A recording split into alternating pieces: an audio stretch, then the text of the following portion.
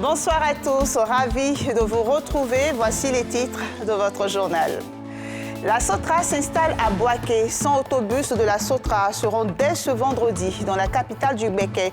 L'information a été donnée lors du Conseil des ministres de ce jour. Le Premier ministre Patrick Hachi assistera à l'inauguration des lignes de bus.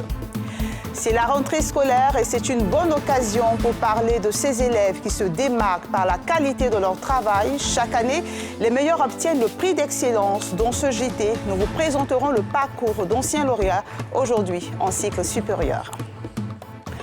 Et puis ce nouveau défi pour Samuel Eto'o-Fils, l'ex-attaquant de l'équipe nationale du Cameroun, a officialisé sa candidature à la présidence de la Fédération camerounaise de football à travers les réseaux sociaux. On commence à Boaké avec cette bonne nouvelle pour les citadins. La Sotra arrive avec 100 autobus et 8 lignes dès ce vendredi. L'arrivée de la Sotra, inutile de le dire, va permettre d'améliorer la mobilité dans la capitale du Béquet. Le Premier ministre Patrick Hachi assistera à l'inauguration des lignes de bus. L'information a été donnée lors du Conseil des ministres de ce jour. On en parle avec Pierre Dipomelin et Fulgence Kissiedou.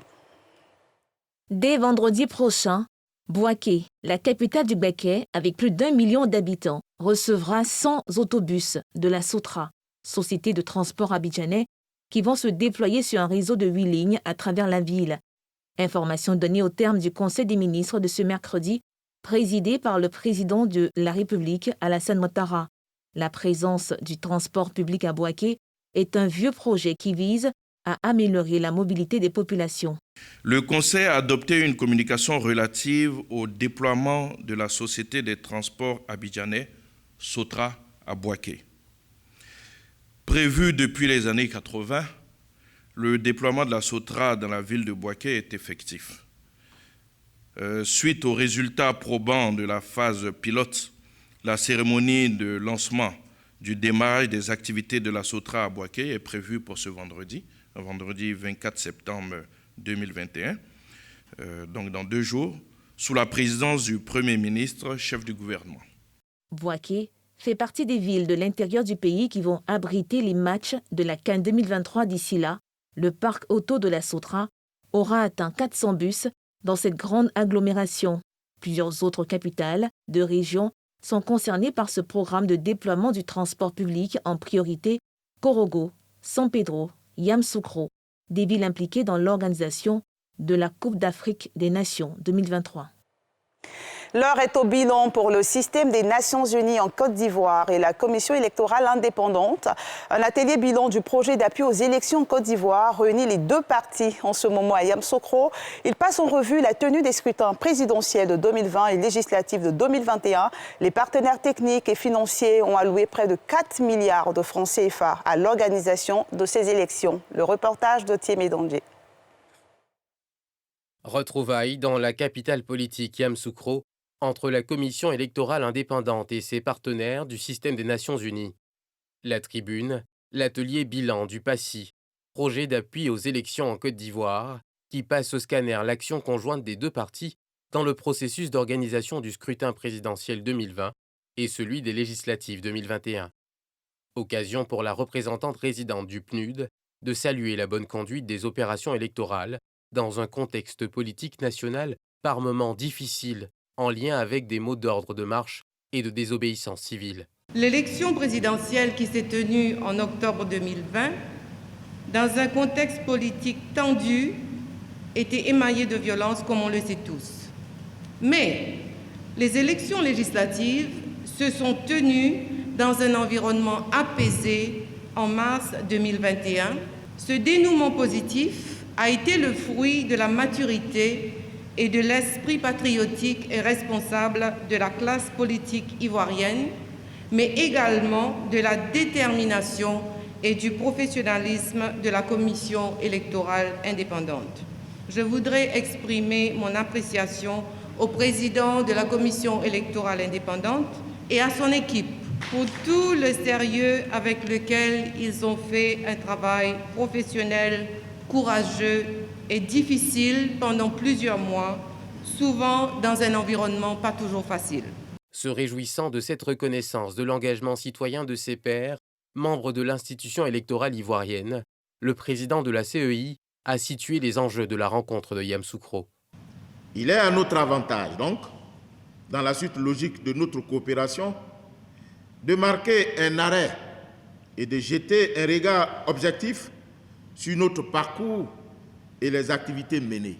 Nous devons, de ce fait, relever les insuffisances ou faiblesses que nous aurions constatées, comme cela peut arriver à toute œuvre humaine, afin d'y apporter ultérieurement les correctifs nécessaires et renforcer les points que nous aurions jugés satisfaisants. Notons que pour l'exécution des opérations électorales d'octobre 2020 et mars 2021, les partenaires du système des Nations Unies ont mobilisé un appui financier de près de 4 milliards de francs CFA. Les résolutions et recommandations de l'action de la CEI et de l'accompagnement de la communauté internationale seront connues dans les prochaines 48 heures. C'est la rentrée scolaire et parmi les élèves qui prennent le chemin de l'école, certains se démarquent par leur abnégation et par l'excellence de leur travail. Nadia Ida et Mathieu Mbadé ont suivi le parcours d'anciens récipiendaires des prix nationaux d'excellence, aujourd'hui en cycle supérieur. Grace Emmanuel Amoicon a obtenu son baccalauréat avec brio en 2021 et fait partie depuis toujours des élèves les plus méritants du pays. En 2017, Grace reçoit le prix national d'excellence des écoles militaires. Mais la reconnaissance du mérite de la jeune élève ne se limite pas à cette seule distinction. Tout au long de son parcours, elle glane plusieurs lauriers, dont celui de Miss Mathématiques en 2018. Le couronnement d'un travail acharné pour cette fille initialement prédisposée à la littérature. Les mathématiques, c'est un peu, tu t'intéresses à moi, je m'intéresse à toi.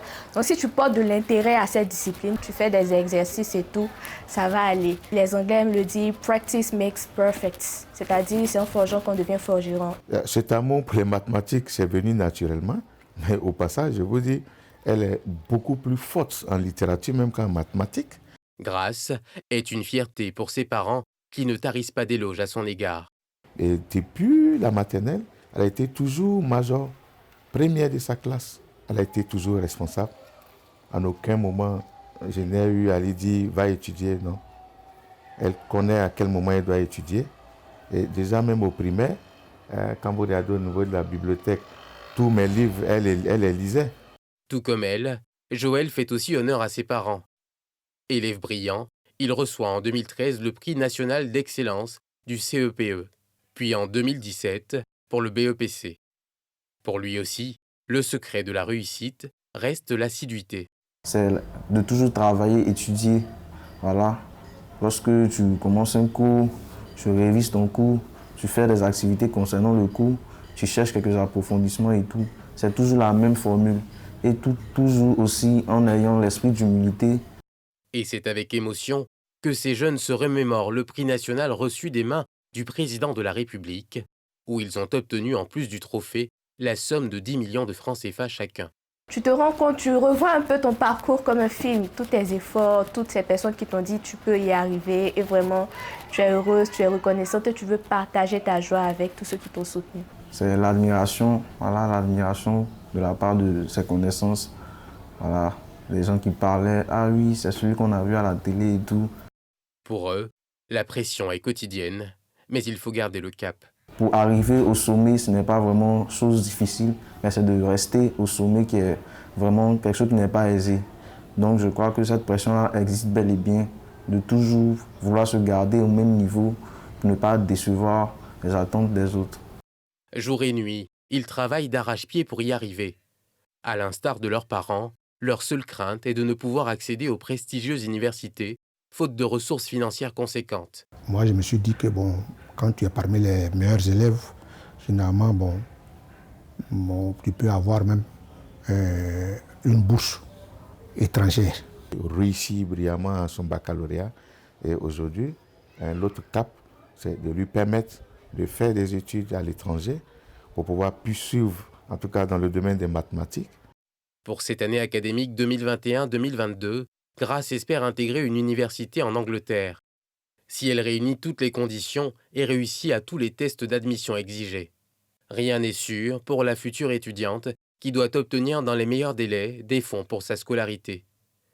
Joël Quadio, quant à lui, apprécie sa formation à l'INPHB.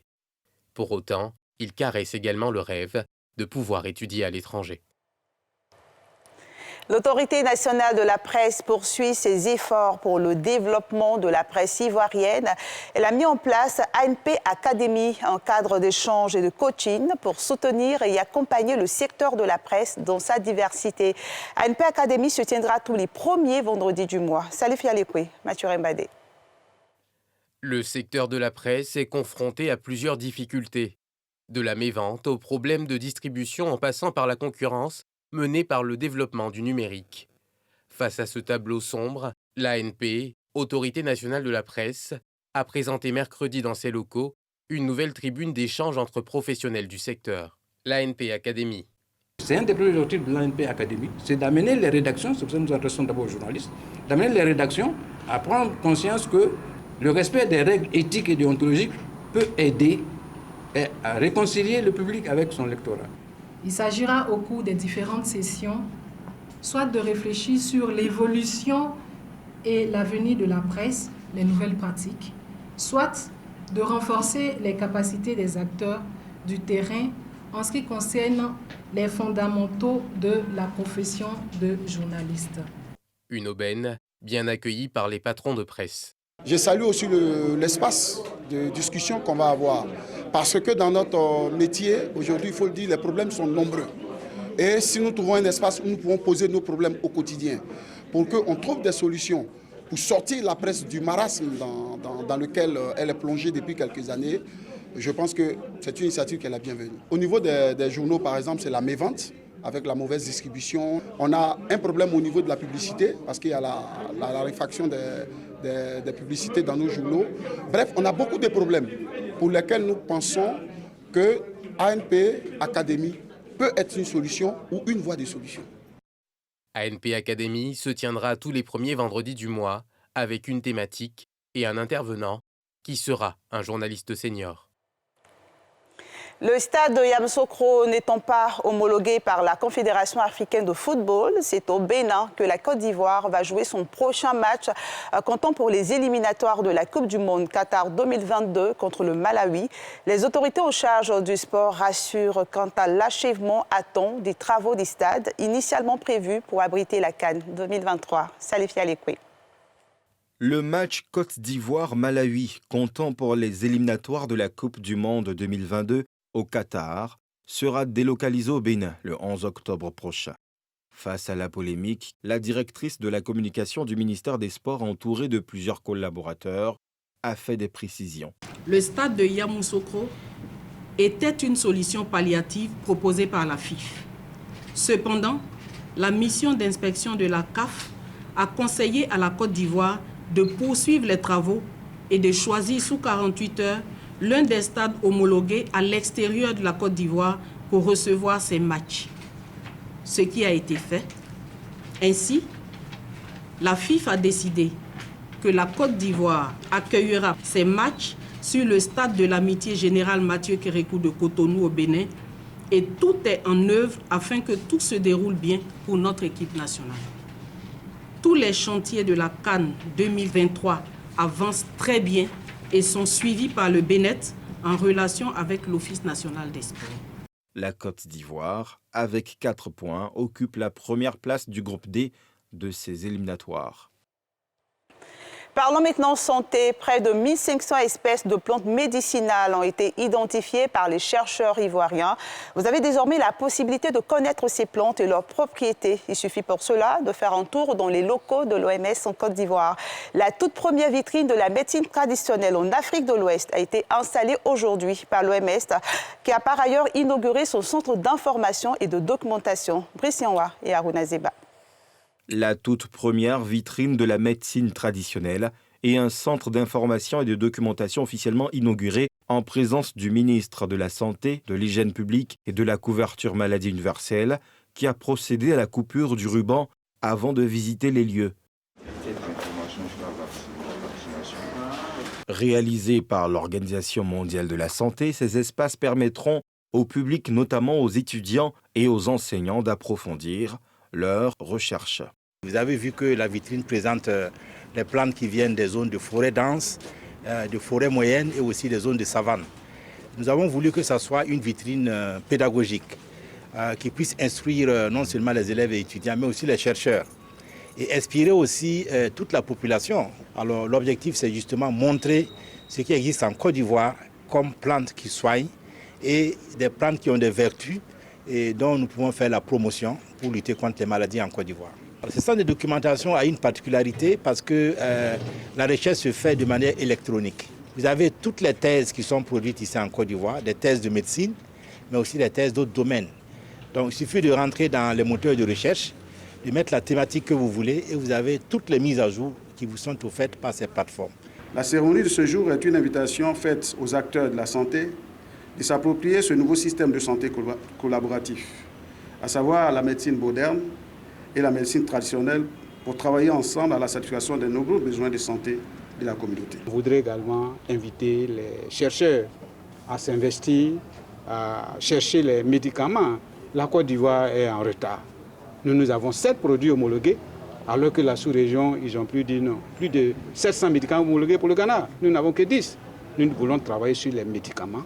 Les plantes sont connues, les effets sont connus. Nous voulons, d'ici quelques années, atteindre des nouveaux records pour que les médicaments soient homologués et utilisés pour résoudre les problèmes de santé. Le sport, c'est la santé, dit-on. C'est une partie de tennis de table entre le représentant de l'OMS en Côte d'Ivoire et son hôte qui a mis fin à cette cérémonie. Et je vous propose de revenir au sport avec cette information au basket. Les éléphants ont arraché leur qualification pour les quarts de finale de l'Afro-Basket Dames qui se joue actuellement à Yaoundé au Cameroun. Les basketteuses ivoiriennes ont battu cet après-midi la Guinée par 80 points contre 50 dans un match de barrage. Salimata Berté et ses coéquipières vont affronter jeudi le Nigeria en quart de finale. Et toujours en sport, cette annonce de Samuel Eto'o fils. Après avoir brillé sur le terrain, Samuel Eto'o veut désormais peser dans les instances footballistiques camerounaises. Il a officiellement annoncé sa candidature à la présidence de la Fédération camerounaise de football. Après mûre réflexion, j'ai pris cette liberté par amour du Cameroun et par passion. Il est temps de lancer le chantier de la reconstruction de notre football. Nous ne pouvons plus différer la modernisation de notre sport roi, peut-on lire sur le compte Twitter de l'ex-attaquant de Barcelone. L'élection du patron de la FECAFOOT est prévue le 11 décembre 2021. Et c'est la fin de votre journal. Merci de l'avoir suivi. Demain, vous avez rendez-vous avec Mélina Makissi. Prenez soin de vous. À bientôt.